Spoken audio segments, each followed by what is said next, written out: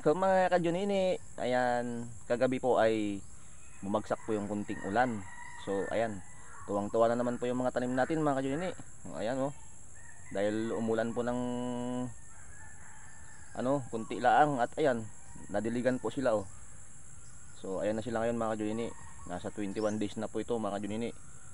So malapit na po itong mamulaklak mga ka-Junini. Ayan.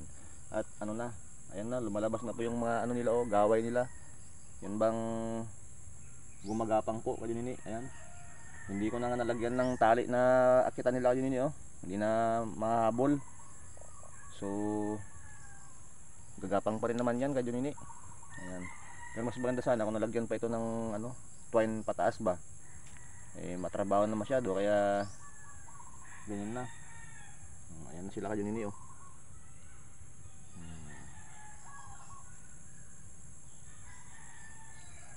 Maganda magtanim-tanim ngayon ka-Junini kasi malambot yung lupa ba. Tapos umaaraw, din mga ilang araw uulan po. Yan po yung gusto ng mga gulay. Kumbaga madaling tumubo. Ayan. So ayan na ngayon ang ganap ka-Junini oh. 21 days na po tayo mga ka-Junini ha. Oh.